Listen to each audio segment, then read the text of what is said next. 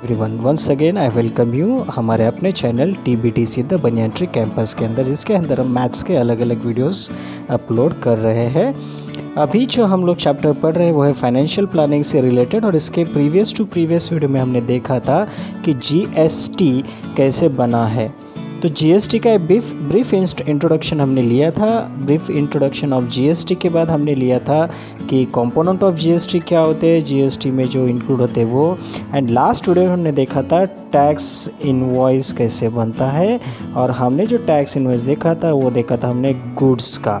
GST itself stands for goods and services, right. तो एक tax invoice हमने last video में देखा था गुड्स का। अगर आपने नहीं देखा है तो वो वीडियो ज़रूर देख लेना। अगर वो देखेंगे तो ये सर्विसेज का जो वीडियो है ये समझने में आपको आसानी जाएगी। गुड्स में हमने देखा था कि एक टर्म आती है HNS, harmonised system nomenclature, right, जो कि एक कोड होता है, जो कोड हर एक गुड्स को आइडेंटिफाई करता है नेशनल लेवल के ऊपर। इसी तरह से जब हम लोग सर्विस टैक्स इनवॉइस बनाते हैं या टैक्स इनवॉइस ऑफ सर्विसेज बनाते हैं तो यहाँ पे एक कोड रहता है, वो रहता है SAC। अब ये SAC क्या होता है, तो जैसा हमारा HSN रहता है उसी तरह SAC रहता है। ये है सर्विस अकाउंटिंग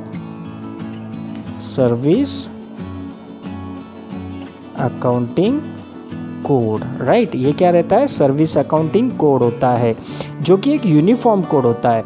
लाइक सपोज जो भी आप सर्विस प्रोवाइड कर रहे हो तो ऑल ओवर नेशनल लेवल पे उसको एक कोड दिया जाता है ताकि वो सर्विस नेशनल लेवल पे आइडेंटिफाई इमीडिएटली की जा सके, राइट। तो ये हो गया आपका सर्विस अकाउंट कोड। तो एग्जैक्टली अगर आपने मेरा पिछला वाला वीडियो देखा होगा जिसमें हमने टैक्स इनवॉइस ऑफ गुड्स बनाया है, तो आपको टैक्स इनवॉइस ऑफ सर्विसेज जो हम लोग इस वीडियो में बना रहे हैं ये समझने को बिल्कुल ही मुश्किल नहीं जाएगी। तो फिर से चलते हैं।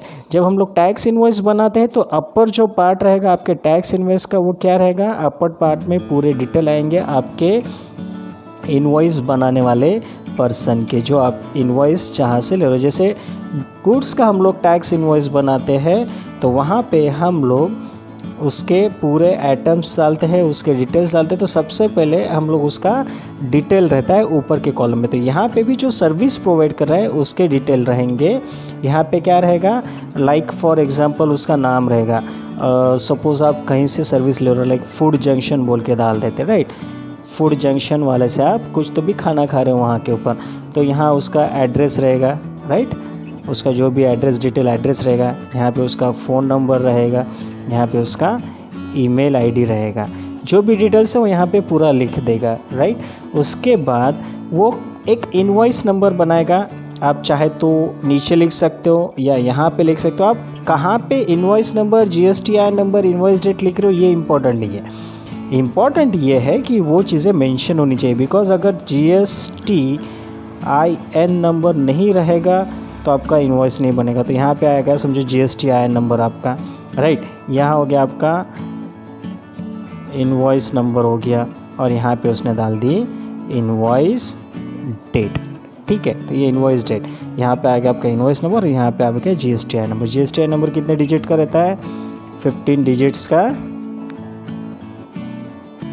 15 डिजिट्स का GSTIN नंबर और एक इनवॉइस नंबर उसने डाल दिया। अब ये इनवॉइस कौन सा रहेगा, ये रहेगा सर्विस इनवॉइस रहेगा। फॉर एग्जांपल उसने GST 58 ऐसा कुछ तो नंबर डाल दिया, वॉट एवर उसका जो भी इनवॉइस नंबर रहेगा वो उसने डाल दिया, 15 डिजिट का GST कोड डाल दिया।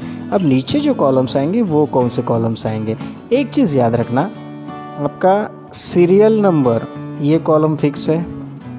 यहाँ पर आपका टैक्स इनवॉइस में क्या था, यहाँ था HSN कोड, यहाँ क्या आएगा SAC, यहाँ क्या आएगा SAC। उसके बाद क्या रहेगा, यहाँ पे रहेगा आपका फूड आइटम, जो भी आप ले रहे हो फूड वो आइटम यहाँ पे आपके इंक्लूड हो जाएंगे। अब उसके बाद आपकी क्वांटिटी तो फिक्स रहेगी, जो आप क्वांटिटी में ले रहे हो, राइट। उसका रेट, पिछले इसमें मैंने पहले रेट डाला था, यहाँ रेट बाद में डाल रहा हूँ, यहाँ क्वांटिटी पहले लिख रहा हूँ, राइट। उसके बाद क्या था आपका, वहाँ पे टैक्सेबल अमाउंट था, यहाँ पे भी टैक्सेबल अमाउंट हो रहा है, यहाँ पे भी GST लगेगी, यहाँ पे भी SGST CGST लगेगी, राइट। और एंड में क्या आ जाएगा, एंड में आ जाएगा आपका टोटल। क्लियर हो गया। अब इसमें भी दो कॉलम बनते हैं, आपको याद होगा तो, एक बनता है आपका एक बनता है रेट और दूसरा बनता है अमाउंट, राइट। दो कॉलम यहाँ पे भी बनते हैं, एक रेट बनता है और दूसरा अमाउंट का कॉलम बनता है, राइट। थोड़ा सा ये शॉर्ट में हो गया, समझ लेना इसको। अभी ध्यान से देखो कि इसमें इनवॉइस कैसे बनाते हैं। फॉर एग्जांपल आप शॉप में गए, शॉप में पहले आपने ब्रेकफास्ट ऑर्डर किया, तो ब्रेकफास्ट में आपने लिया सबसे पहले तो आपने लिया मसाला डोसा। फूड आइटम में आपने सबसे पहले क्या लिया, मसाला डोसा। क्वांटिटी कितनी ली, 2 लोग हैं तो 2 का ऑर्डर किया। एंड सपोज मसाला डोसा, एक डोसा की कीमत 80 रुपये है, राइट। तो टैक्सेबल अमाउंट कितना हो गया, 2 × 80 160 हो गया आपका टैक्सेबल अमाउंट। अब डोसा के ऊपर जैसे कि टैक्स यूजुअली उसके ऊपर है 5% जीएसटी। जीएसटी कितना है 5%, तो ये हो गया 2.5 और यहाँ पे हो गया 2.5।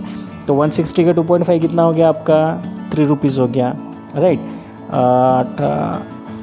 4 रुपीज़ 50 पैसा, राइट। 4 रुपीज़ 50 पैसा हो गया 160 का 2.5%। एक्चुअली 160 का 5% हो गया 185, ओके 4 रुपीज़ हो गया, 5% हो गया 80, तो 2.5 हो गया 44, ओके। तो टोटल अमाउंट कितनी होगी 160 + 4 + 4 168। टोटल अमाउंट कितनी होगी 168। अब इसका जो HSN कोड है जो भी रहेगा वो वहाँ पे इंक्लूड कर दोगे। सपोज मैंने डाल दिया 9962, राइट। अब उसके बाद आपने यहाँ से दूसरा आइटम ले लिया। दूसरा आइटम क्या ले लिया, मान के चलो आपने डोसा खा लिया, अब आपने ले ली कॉफ़ी। बट एक ही बंदे ने ली, एक को ही कॉफ़ी पसंद आई और कॉफ़ी का रेट था सपोज मान के चलो 20 रुपये की कॉफ़ी आपने ले ली, 20 रुपये। उसके ऊपर भी फूड है तो 5% टैक्स लगेगा, तो 20 रुपये का 2.5% कितना हो गया आपका 50 पैसा, राइट। तो 0.5, तो ये 20 रुपये और ये टैक्स लग के हो गया 21 रुपया। और जो एक बंदा दूसरा बचा है उसने ले लिया मसाला टी। एक ने कॉफ़ी ले ली, एक ने मसाला टी ले ली। टी है 10 रुपये की, 10 रुपये की, तो इसके ऊपर भी 2.5% आपका टैक्स लगेगा, तो ये भी होगा 0.25, राइट। तो 50 पैसे बन गया, ये 25 पैसे, ये 25 पैसा बन गया 50 पैसा, तो 10 रुपये टैक्सेबल प्लस ये 25, तो ये हो गया 10 रुपये 50 पैसे, राइट। तो टोटल अमाउंट कितनी हो गई आपकी, अब यहाँ पे देख लो टोटल अमाउंट आपका जो आ जाएगा। CGST आपका टोटल बन गया है 25, 50, 75, तो ये हो गया 4 रुपीज़ 75 पैसा आपका बन गया CGST, SGST। And total amount आपकी बन गई, सपोज़ ये रफली आप अगर कैलकुलेट करोगे तो हो गया 50 पैसा, 0.8910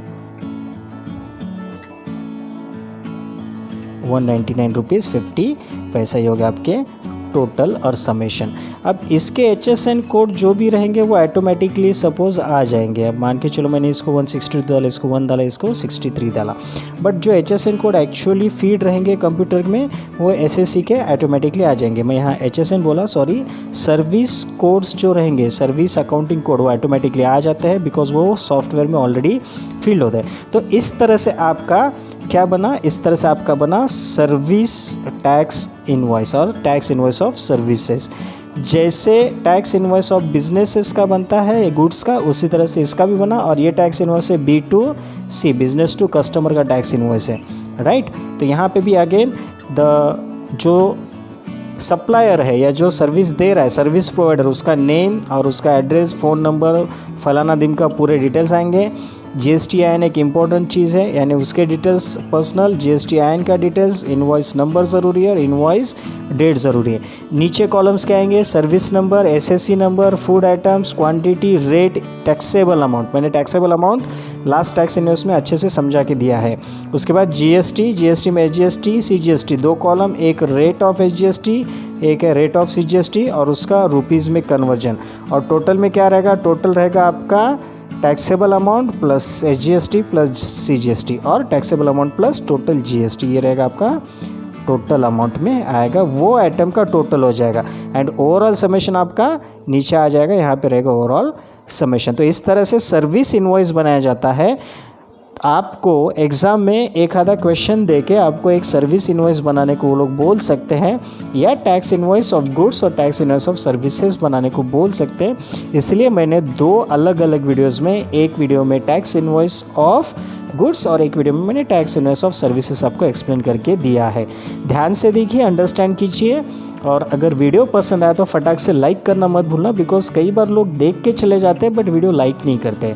इतनी जगह अगर हम लोग मेहनत ले रहे हैं तो it is kind request to you all, please like कर लीजिए वीडियो को, और चैनल को सब्सक्राइब, दोनों चीज़ें करना ज़रूरी है ताकि हमें भी पता चले ना यार कि आप लोगों को पसंद आ रहे नहीं आ रहे। ठीक है,